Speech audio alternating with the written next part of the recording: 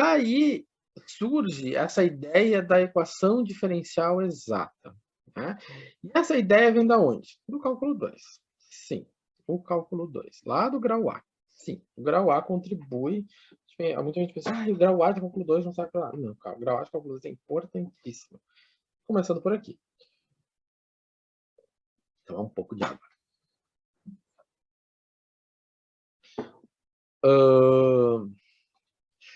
Nós vimos lá no grau A que nós temos uma função de x e y, ou seja, um z que depende de um x e de um y. E a gente passou o grau A inteiro falando disso. Eu dizia lá pelas tantas que se eu disser que o z é fixo, isso foi na primeira aula do lado do cálculo 2, eu digo, o z é fixo. Fixei o z. Então, eu tenho uma curva de nível. Eu posso ter uma curva de nível onde o y vai depender do x. Aí eu fazia os gráficos, né, de x e y, e aí ficava fazendo as curvas de nível, uma em cima da outra.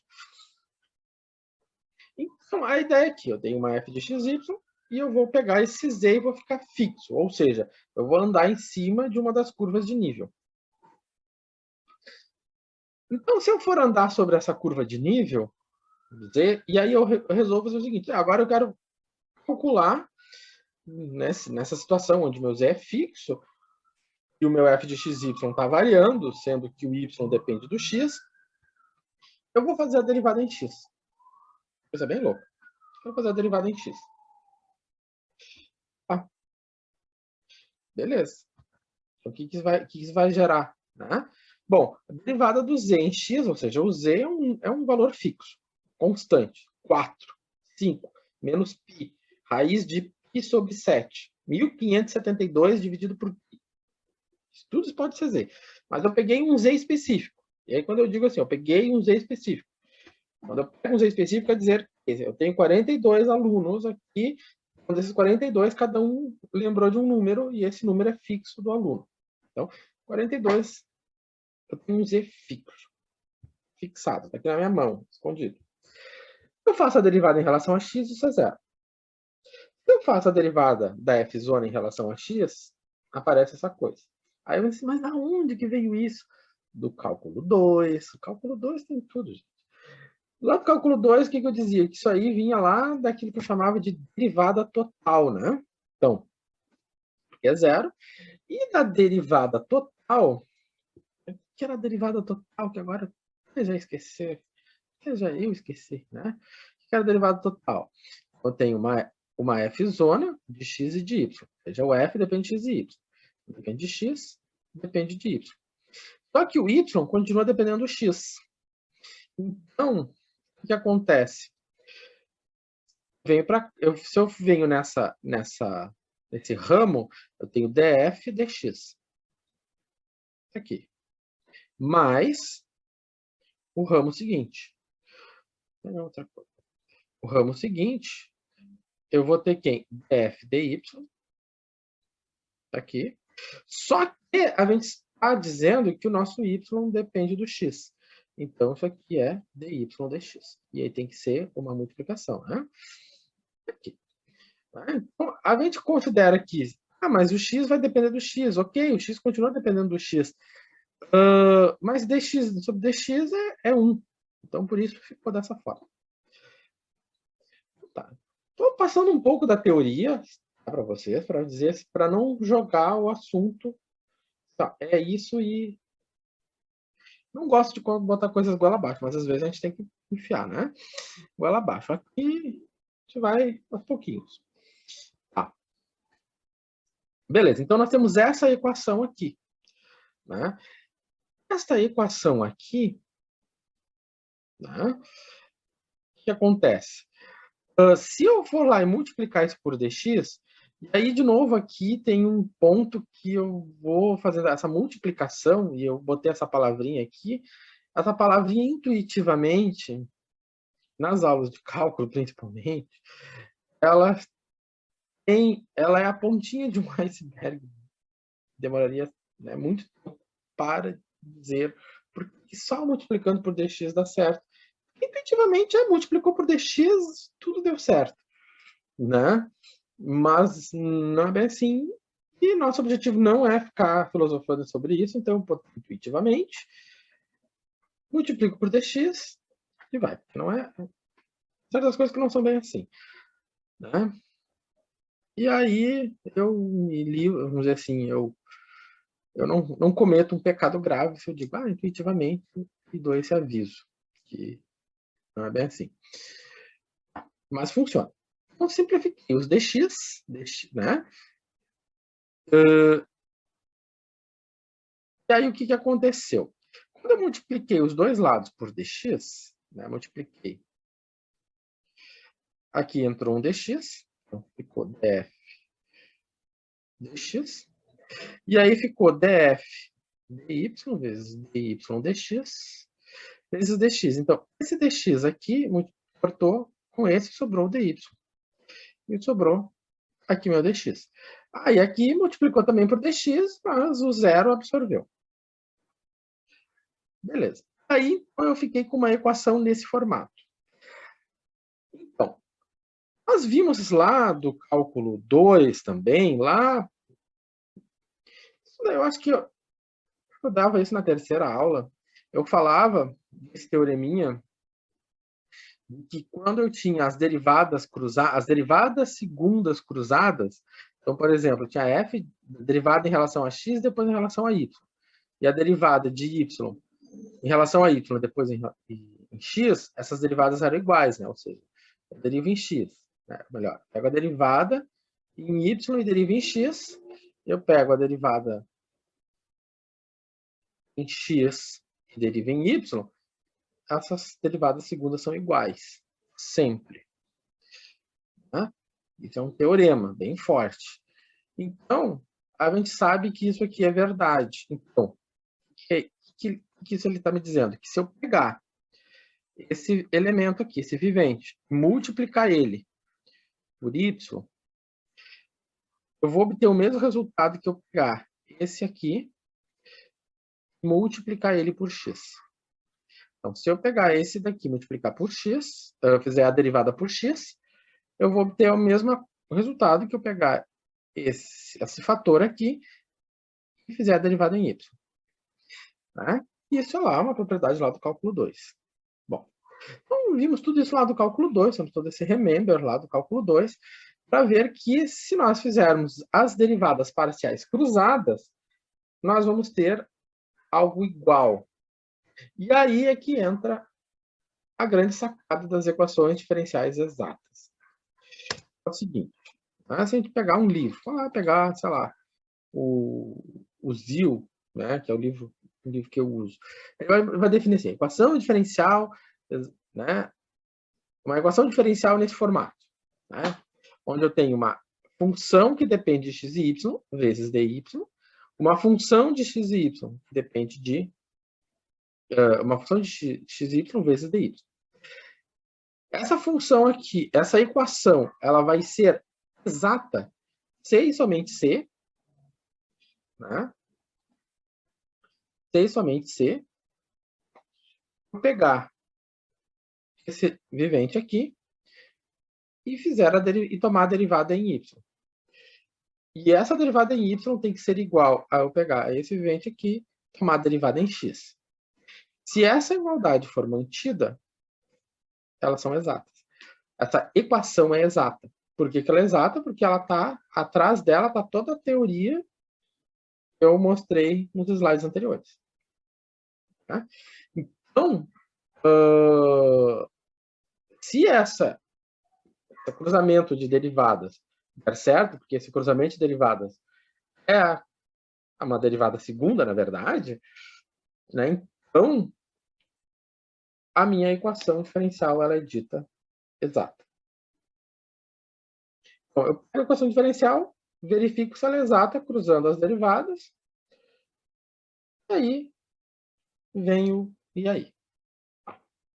E aí o que a gente faz com isso? Verifiquei que ela é exata. Professor, e quando ela não é exata? Calma. Calma, que eu sei que o coraçãozinho já perguntou. E quando não é? Vamos saber primeiro quando é, para depois ver quando não é. Vou pegar um exemplo. Que é essa equação diferencial. Então, uma equação diferencial, né? Ela pode aparecer nesse formato. você está vendo que você tem, né, o que eu chamei de m de x e y, é uma expressão em x e y. E aqui eu tenho meu n de x e y, é uma expressão em x e y. Então, para verificar que se essa equação aqui ela é ou não exata, o que nós temos que fazer?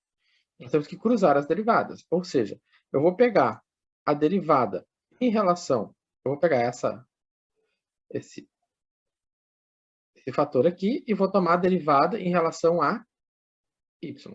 Por que eu falo que é cruzada? Porque ela está multiplicada por dx.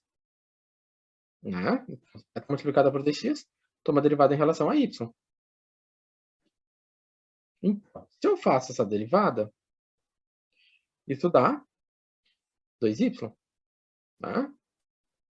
Eu tomei em relação a y. Agora, quando eu vou olhar para a outra, parcela, que é meu n de xy, né, ela está multiplicada por dy. Então, eu vou tomar a derivada em relação a x. Por isso que eu falo na derivada cruzada, que está lá na justificativa daquele slide onde eu mostrava as derivadas segundas, né? Que elas têm que ser iguais. Então, se eu faço essa derivada em relação a x, tem 2y. Então, a derivada em y é 2y e a derivada em x é 2y. Portanto, né, como as derivadas parciais são iguais, então é possível afirmar que a equação é exata. Tá. Vamos lá, professor. Sei que a equação é exata. E agora, o que eu faço com ela? Bom, nós vimos nos primeiros slides que se ela é exata, então isso aqui é uma derivada em x e isso aqui é uma derivada em y. Tá? Então, isso aqui é uma derivada em x, isso aqui é uma derivada em y. Então, para solucionar essa equação diferencial, nós vamos ter que integrar toda a equação diferencial. Se a gente for obter a solução dela, a gente vai precisar integrar ela. Então, o que nós vamos fazer aqui? Então, eu vou pegar esse fator aqui, vou integrar em x, e vou pegar esse fator aqui e vou integrar em y. Vamos ver como é que funciona isso. Aqui tem um esquema bem importante. Vamos partir para a integração. Quando eu vou partir para a integração, eu vou pegar, né, esse fator aqui e vou integrar em x. Então, na hora de integrar, é na mesma variável. Então, eu estou integrando na variável x. Como é que eu vou integrar isso aqui na variável x? Então, vamos lá. Primeiro, eu tenho uma soma de... Eu tenho a integral de uma soma. Então, eu tenho a soma das integrais.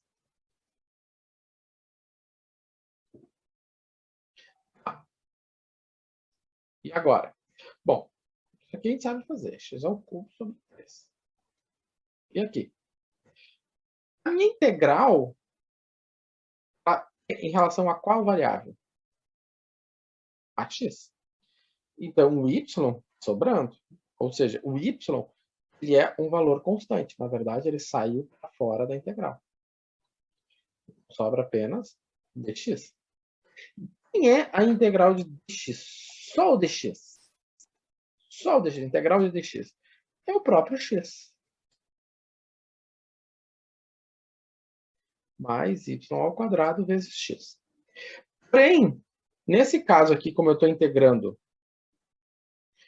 em x, nessa situação aqui pode haver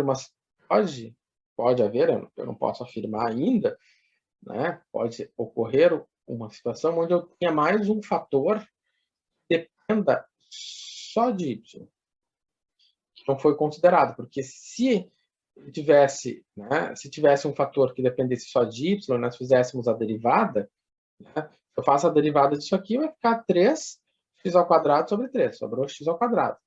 Eu faço a derivada disso aqui, vai sobrar só y ao quadrado. Se eu faço a derivada disso aqui em relação a x, isso aqui vai zerar. Então, pode ser, não sei ainda, que exista um fator que dependa só de y. Tá? Então, essa é a primeira integral. Tá? Bom, aqui tem que saber jogar bem com essa questão das variáveis, né? O que eu estou integrando. Então, né? Como a minha integral é em x, fica dessa forma.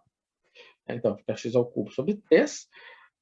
Como eu estou integrando em x, né? Então vai ficar x vezes y ao quadrado. O y ao quadrado, né? É só um y, não é a variável de integração. A variável de integração é dada pelo comando dx. Né? Então aqui, para verificar se deu certo, né? Só fazendo a derivada em relação a x, nós verificamos que nós voltamos para essa expressão. Não precisa fazer as derivadas, né? Fazer essas verificações, né? Só se você quiser. Aqui eu estou fazendo a verificação só para mostrar para vocês que, né, dando uma justificativa, porque, por exemplo, eu tenho que pôr esse c de y, né? Enfim, mas não precisa. Bom, então fizemos a integração em x, agora vamos fazer a integração em y. Como é que eu vou fazer a integração em y? Bom, é a mesma coisa, né? Eu estou integrando o y. O 2x, ele está acompanhando. Ficou assim. Aí, o que vai acontecer? Vou ficar com 2x vezes y ao quadrado sobre 2, né? Que é essa integral aqui, é y ao quadrado sobre 2, mais uma outra constante que também pode depender do x.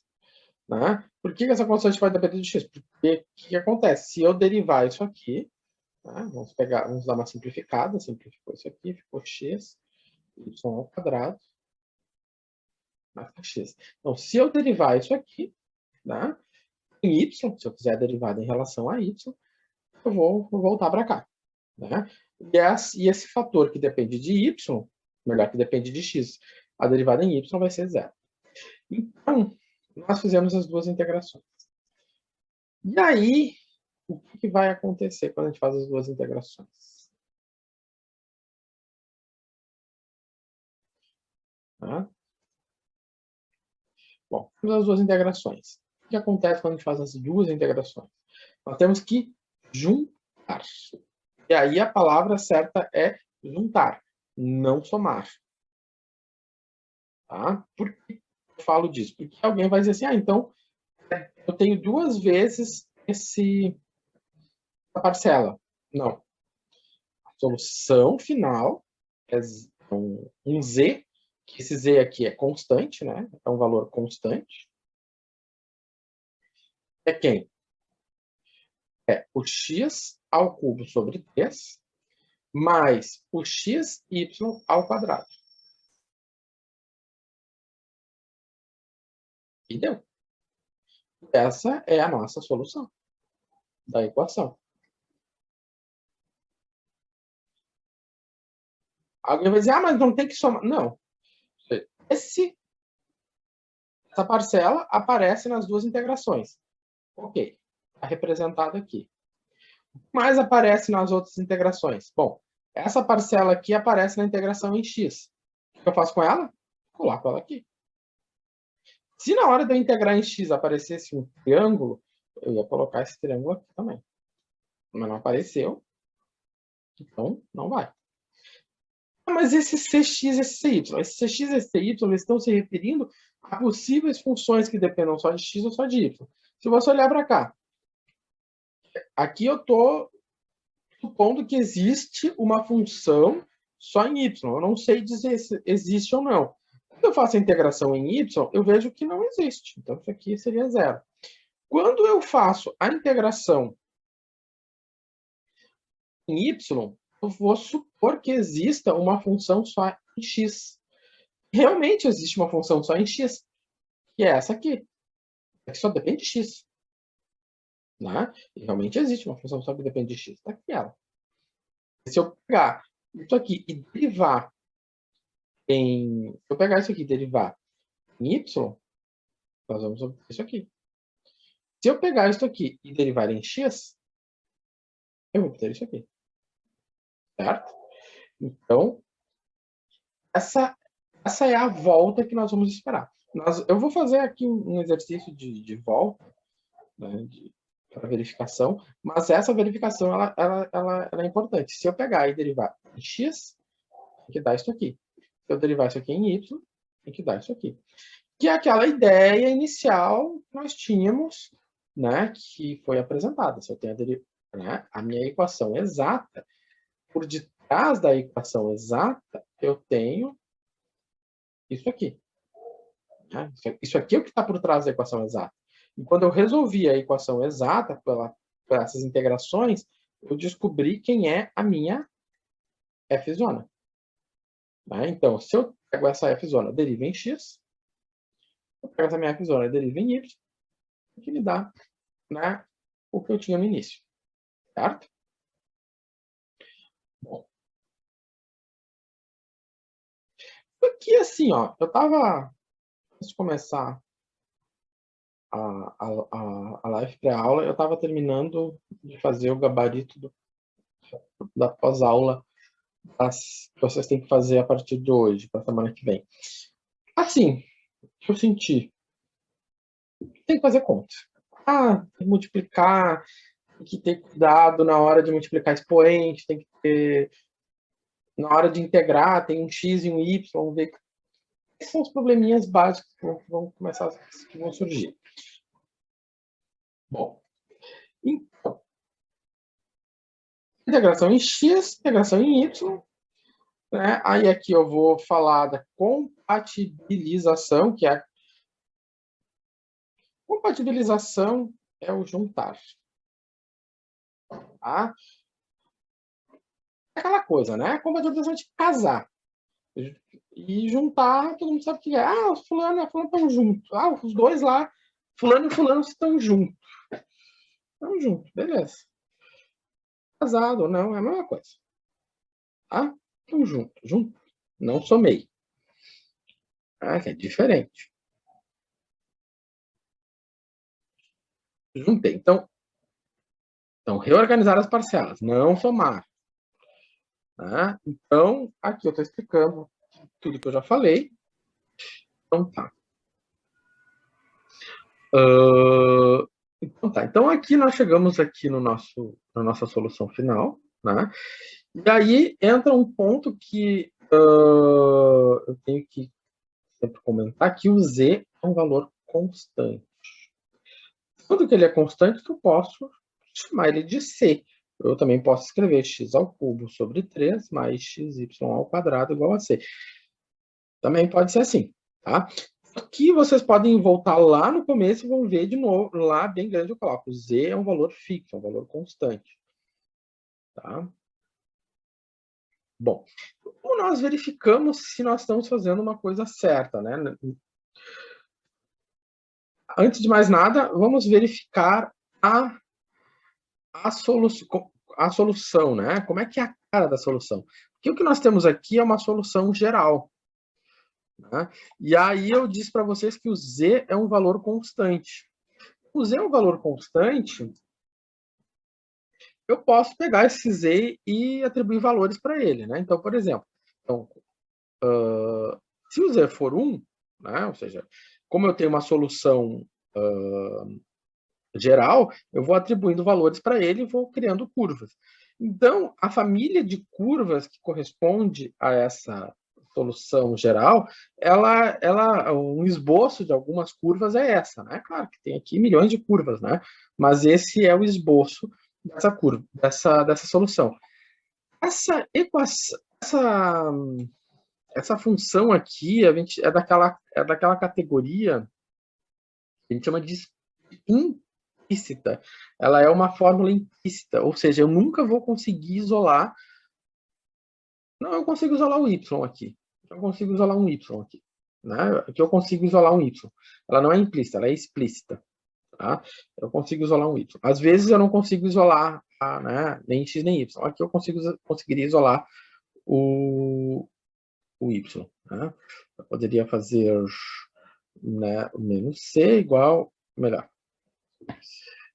eu poderia fazer xy ao quadrado igual a c menos x ao cubo sobre 3. Aí fica y ao quadrado, sim, consigo isolar. Vai ficar uma coisa feia aqui no canto, mas eu vou conseguir isolar. Tá? Às vezes não dá para isolar. E o que a gente faz? Faz nada. Deixa assim, porque assim, existem situações onde a gente não pode isolar. E aí aqui, ó, quando eu fiz no GeoGebra, eu coloquei de forma implícita mesmo. Não tem problema, o GeoGebra sabe fazer o gráfico quando eu coloco de forma implícita também. Então, posso colocar assim e ele faz direitinho. Então, aqui eu tenho um esboço da minha solução geral. Aqui eu fiz um processo de verificação de resposta. O que é esse processo de verificação de resposta? Eu peguei todo o roteiro inicial ali daqueles primeiros slides mais teóricos e fui colocando, né, o que nós encontramos preenchendo os espacinhos ali, o que estavam de forma genérica com a nossa solução, e verificando que sim, né, tudo está fechando. O meu z, né, sendo que o z é um valor constante, ele é dado por essa expressão, então a minha função, no caso, é x ao cubo sobre 3 mais xy ao quadrado, né? Então, se o z é igual a isso, logo, isso só pode ser essa expressão. Então, como o z é um termo fixo, né? Ele é constante e o y depende de x, né? O que acontece? Se eu faço a derivada, né? Eu vou fazer essa derivada em relação a x.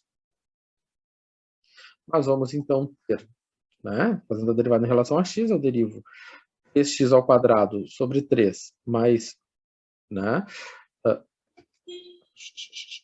Então, se eu derivo isso aqui em relação a x, essa primeira parcela aqui, tá?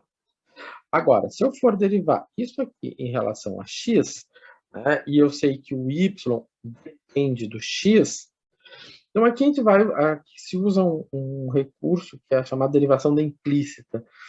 Né? Então, eu sei que eu tenho 1 vezes y, né? Ou seja, o 1 que é a derivada em x, vezes o y ao quadrado, mais o x vezes a derivada do y ao quadrado. Alguém vai dizer assim, mas aí seria só x vezes, seria só essa derivada em relação ao y ao quadrado seria zero. Não, porque é dado desde o começo, né, que o meu y depende do x. Então, como o y está dependendo do valor do x, então a gente vai fazer essa derivação de forma implícita. Né? Então, ou seja, 2y vezes dy dx. Isso aqui é a forma implícita. Eu não sei, eu deveria... Isso aqui não é assunto de cálculo 2, isso é antes, porque eu estudei esse tipo de derivação no cálculo 1, quando eu aprendi derivadas, as derivadas, que é raiz da tangente, regra da cadeia, eu lembro de ter estudado derivação implícita.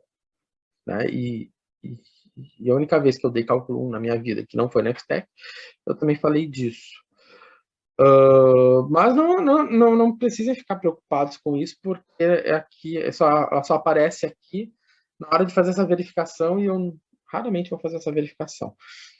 E você pode fazer a verificação de forma mais simples, né? A gente vai, ao longo da aula, falar disso. Mas o que eu quero mostrar aqui? O que acontece? Eu quero mostrar aqui que nós vamos, por esse procedimento que eu estou fazendo aqui, nós vamos voltar à equação diferencial. Né? Então, fazendo esse processo de derivada, né? Fiz essa derivação, multiplicando por dx, fazendo todo aquele mesmo passo a passo lá do começo, nós voltamos à equação diferencial. Né? Esse voltar à equação diferencial dada, né, indica que realmente todo o nosso caminhar estava correto. A gente tinha visto antes, né, que o nosso caminhar estava correto, mas agora nós então verificamos que temos essa verificação aqui bem detalhada com aquelas primeiras teorias que eu apresentei, e sim, a gente vê que isso realmente estava correto. Bom,